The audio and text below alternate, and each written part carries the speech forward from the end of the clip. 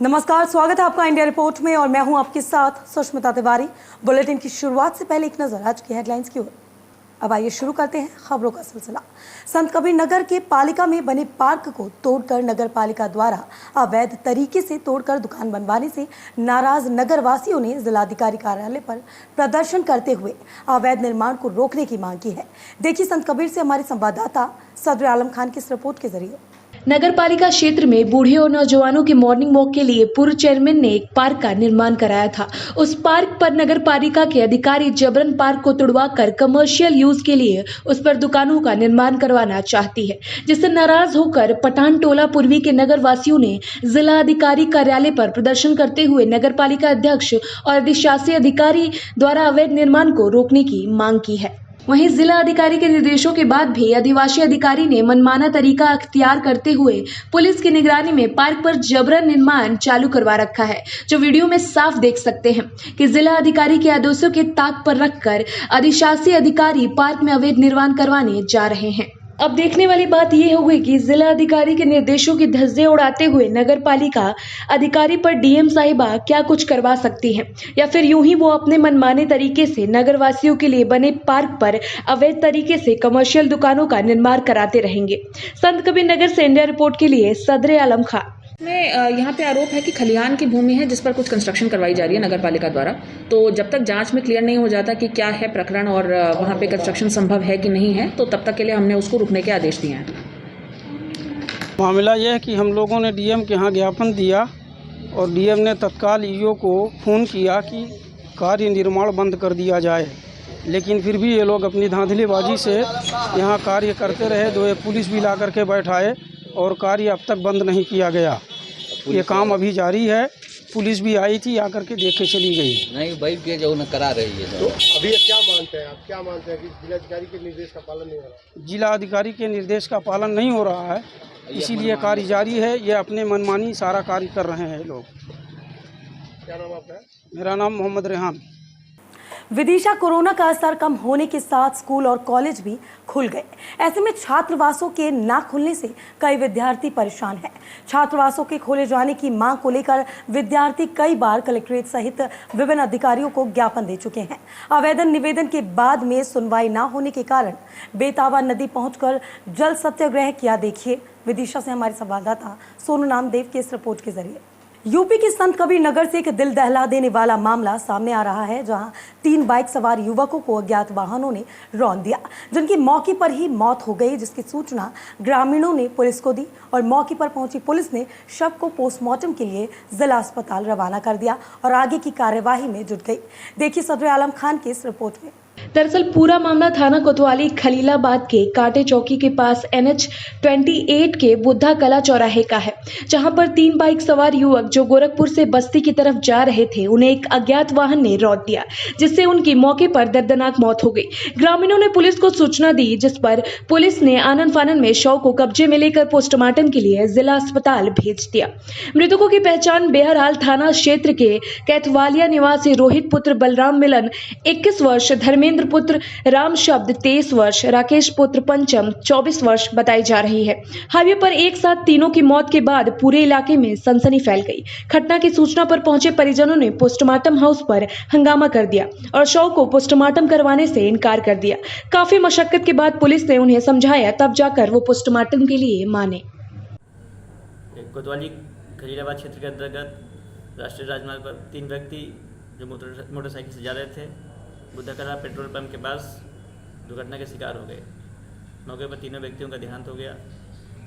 Police द्वारा मौके पर पहुंचकर शव को कब्जे में लेकर और आवश्यक विधि कार्रवाई की जाएगी। ये सर जो 3 सवार थे मोटरसाइकिल पे, ये कहाँ जा रहे थे सर? ये लोग बस्ती की तरफ जा रहे थे। लखीमपुर में हुए किसान की मौत के मामले में राकेश टिकैत ने पीड़ित परिजनों से मुलाकात की और कहा कि जो परिवार का फैसला होगा उस पर ही हमारी भी सहमति होगी, और साथ ही लखीमपुर में मरने वाले पत्रकार को एक किसान बताया है। मृतक पत्रकार किसान के लिए 45 लाख मुआवजे की मांग भी की है। देखिए बहराइच से हमारे संवाददाता ज़ैद सिद्दीकी की इस रिपोर्ट के जरिए। लोग क्या कह रहे हैं? इसमें परिवार के लोग क्या कह रहे हैं? नहीं, परिवारों के लोग की सहमति से होगा जो भी होगा। हमारा अपना कुछ नहीं है। परिवार के और जो संयुक्त मोर्चे के लोग हैं, जो हमारे सब लोग हैं यहाँ पे, जो भी होगा उनकी सहमति से ही होगा। तो सर ये क्या मांग हुई है दूसरा पोस्टमार्टम होने के बाद? नहीं, दूसरा पोस्टमार्टम होगा अभी, वहाँ पे जा रहे हैं, अपने लोग जा रहे हैं वहाँ पे। और क्या निर्णय लिया गया सर? किस चीज का? क्या पीएम दोबारा कराने का सर? पीएम दोबारा तो होगा और पैनल के साथ में होगा। कहाँ होगा? पैनल आ गया है, बहराइच में है, लखनऊ का पूरा पैनल आ रहा है, सारे एक्सपर्ट डॉक्टर वहाँ पे है। परिजनों ने क्या बताया आपको, क्या चीज शेयर किया है जी?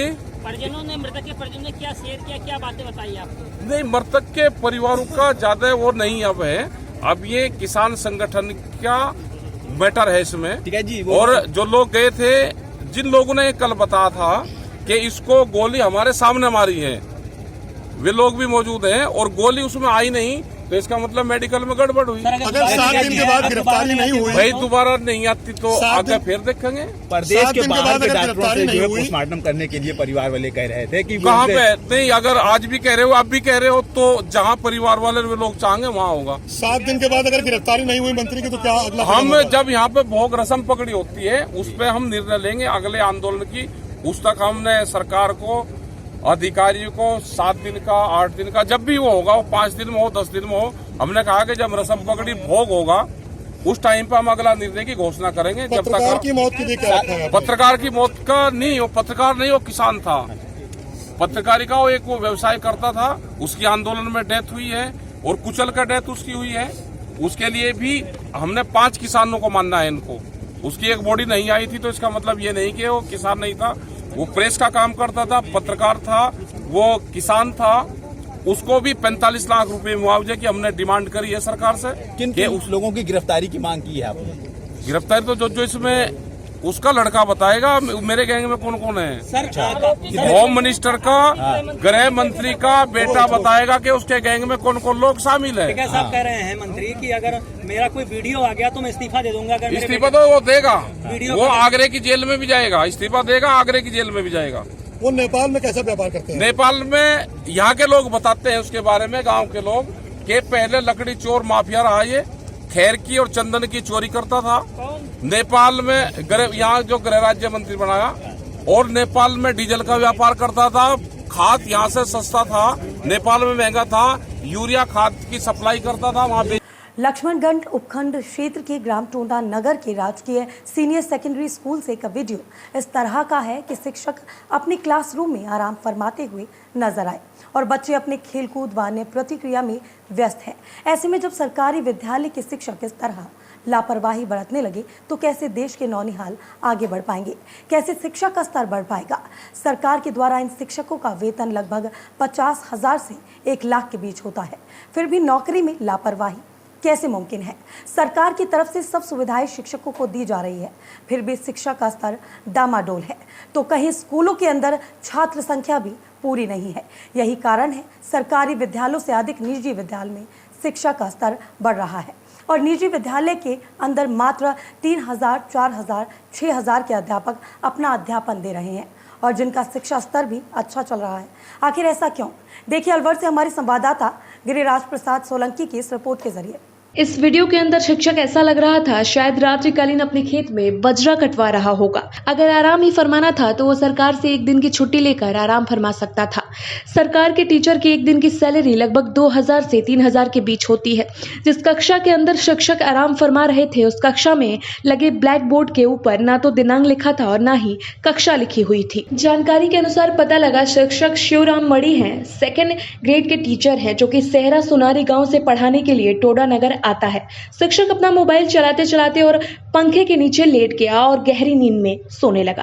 पर ऐसा है अब शिक्षकों को मोबाइल प्रधानाचार्य के रूम में जमा करा देना चाहिए। स्कूल के समय पर मोबाइल शिक्षकों को इस्तेमाल नहीं करना चाहिए क्योंकि अधिकतर शिक्षक मोबाइल से ही मस्त बोल रहे थे। विभाग को इस ओर ज्यादा ध्यान देना चाहिए और एक नया नियम लागू करना चाहिए। मौजूदा सरकार में एक नारा दिया गया है बेटी बचाओ बेटी पढ़ाओ, लेकिन ये बात अब गलत साबित होती हुई नजर आ रही है क्योंकि आए दिन बेटियों और महिलाओं पर मारपीट और जुर्म की घटनाएं स्वयं जनता के रक्षकों के द्वारा ही अंजाम दिया जा रहा है। देखिए अलीगढ़ से हमारे संवाददाता प्रवीण गुप्ता की इस रिपोर्ट के जरिए। दरअसल मामला अलीगढ़ की तहसील अतरौली का है, जहां करण सिंह अपने परिवार के साथ अपने खेत में बनी झोपड़ी में रहकर गुजर बसर करता था। उसका पूरा परिवार खेती बाड़ी करके अपना पालन पोषण करता था। करण सिंह का कहना है कि उसका पुश्तैनी जमीन उसका भतीजा हड़पना चाहता है, जिसके बाद उन्होंने बताया कि 28 अगस्त को मेरी नाबालिग बिटिया जो कि 12 साल की है और दूसरी बिटिया जो कि 16 साल की है खेत में काम कर रहे थे। तभी उसका भतीजा कोतवाली पुलिस की एसआई ज्योति श्रीवास्तव और अन्य पुलिस कर्मियों के साथ पहुंचा। उसने मेरी पत्नी और बेटियों के साथ मारपीट करना शुरू कर दिया। जब हमने इसका विरोध किया तो पुलिस वाले भी मेरी पत्नी और मेरी नाबालिग बेटियों को जोर जोर से मारने पीटने लगे। बच्चियों ने बताया कि पुलिस ने हमारे साथ छेड़खानी भी की है। वहीं पीड़ित परिवार पर आए दिन झूठी एफआईआर भी की जा रही है, जिससे पीड़ित परिवार बेहद ज्यादा सदमे में है। वहीं करण सिंह का कहना है कि यदि मुझे और मेरे परिवार को न्याय नहीं मिला तो मैं आत्मदाह कर लूंगा। जब इस मामले के अधिकारी से बात की गई तो उन्होंने इस मामले पर कुछ बोलने से इनकार कर दिया। 28 तारीख को क्या वारदात हुई आपके परिवार के साथ? पुलिस आकर हम पर मेरी बहन पर मेरी माँ पर मारपीट करने लगी और मैं वीडियो बनाने चालू किया तो मेरे पीछे ही पुलिस लगा दी गई और नेता द्वारा गिर पड़ी थी, खेत में से भागी तो वहाँ पर मुझे भी मैं गिर पड़ी तो मुझे दबोच लिया गया था। बुरी तरह से मुझे भी मारा पीटा और मेरी टेंटिया भी मसकी थी और काफ़ी चोटें भी लगी हैं, छाती भी दबाई है और मुझे पूरी तरह से कपड़े उतारने की कोशिश की भी थी और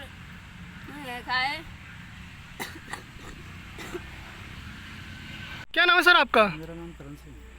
क्या घटना हुई आपके बच्चों के साथ? मैं यहाँ नहीं था। 28 तारीख को शाम को ये जो ज्योति वास्ते चौकी दरोगा हैं, उन्होंने यहाँ पे आके खेत पे मेरे थे, जो मेरा घाटा है ये, इनके साथ में मेरी बेटियों की भी मारपीट की है और कहती हैं कि इस जमीन को खाली करो। अब मेरी भूमि मेरा घाटा है तो कैसे खाली कर देंगे मेरी बेटी? इसकी शिकायत आपने किन अधिकारियों को की? शिकायत हमने ये हमारा भाई है, उसका भतीजा है प्रिंस, उसके नाम पे की है, लेकिन हमें अपनी बेटियों को कोई ट्रीटमेंट नहीं मिला अभी तक। नहीं, किन किन अधिकारियों से आपने इस बात की शिकायत की है? अधिकारी इसी बात की शिकायत की है कि हमारी बेटियों को मारा पीटा है। कौन कौन अधिकारियों को आपने शिकायत की है? शिकायत अधिकारी हमने डीएम साहब को की है, एसपी साहब को की है, थाने में की है और सभी काफ़ी जगह तो हमने फिर फैक्स की है, डीआईजी को दी है। ये तो यहाँ तक एप्लीकेशन दी है और हमने गुहार लगाई है कि हमें डॉक्टर भी मिलनी चाहिए हमारी बेटियों के लिए। क्या अब तक कोई सुनवाई हुई आपकी? अभी तक कोई सुनवाई नहीं है। हम तो हार के आज यहाँ पर खेत पर ही हैं, आज 4 दिन हो गए और हमारी यहाँ पे जाते हैं तो ये कहते हैं अतरौली और अतरौली कहते हैं तो कोई ट्रीटमेंट नहीं होगा, जाँच होगी। आपका क्या वारदात हुई थी आप 28 तारीख को आपके साथ? 28 तारीख को मैं अपनी झोपड़ी में बैठ कर सब्जी बना रही थी। मेरी माँ और मेरी बहन गोभी की पौध बना रही थी। जीप भरकर पुलिस आई थी और हमसे कहने लगी कि यहाँ से अब आप अपनी गाटा संख्या को अपने खेत को प्रिंस को दे दो और कहने लगी कि आप है कहीं यहाँ से भाग जाओ अपनी झोपड़ी को छोड़कर, और अगर आप ऐसा नहीं करोगी तो आपको यहाँ पर आपके भाइयों को भी मार दूँगी, ये सब बोला था। प्रिंस के कहने पर प्रिंस ने कहा कि इन बेटियों को, इन लोगों को, लड़कियों को मारो, तो उन्होंने हमें मारा और गाली भी दी थी। तो मेरी बहन ने वीडियो बनाना शुरू किया था, तो फिर वीडियो बनाई, फिर उसके बाद में उन्हें गुस्सा आया। जो हमारे यहाँ की अतरौली की चौकी इंचार्ज जिनका नाम है ज्योति श्रीवास्तव, उन्होंने हमारे साथ मारपीट भी की थी और गुस्से में आकर उन्होंने मेरी बहन के पीछे कुछ पुलिस वाले भी भेजे थे, जो कि मेरी बहन जैसे भागी थी मुझे देख कर के मेरे साथ जो बदतमीजी की थी पुलिस वालों ने, अचानक जैसे भागी थी। फिर उसके बाद में मेरी बहन को भी मारा पीटा, मेरी बहन से फ़ोन छीना और मैंने सरकारी सेवा 1076 पर कॉल की थी, जिसके कारण मैंने सारी बात 1076 पर कॉल की थी और बताई थी। तो मैडम को फिर और गुस्सा आया। फ्रेंड्स ने कहा था कि इन लोगों को और मारो, छाती भी दबाई उन्होंने और मारा पीटा। दोनों तरह की पुलिस थी और कहने लगे अगर आप ऐसा नहीं करोगी तो आपके भाइयों को भी मारूंगी और तुम्हें किसी के मुँह देखने लायक भी नहीं रहने दूँगी। और फिर दोबारा से वापसी कॉल आई थी 1076 की और हमें यहाँ से खदेड़ते हुए ले जा रही थी। मैं कॉल उठाने वाली थी तो अचानक से उन्होंने कुछ लोग पुलिस वालों को भेजा मेरी तरफ और मेरे हाथ में से फ़ोन नीचे गिराए और मुझे मारा पीटा और खदेड़ते हुए चोटी पकड़ के मुझे और मेरी बहन को और मेरी माँ को ले गई थी जीप में बैठा के जेंट्स पुलिस के साथ, और फिर उसके बाद में हमारे साथ गाड़ी में भी हमें मारा पीटा, थाने में ले जाकर भी मारा पीटा था हम लोगों को। और कह रही थी कि अब तुम्हें तो किसी के मुंह देखने लायक भी नहीं छोड़ेंगे, तुम ऐसा करोगी तो।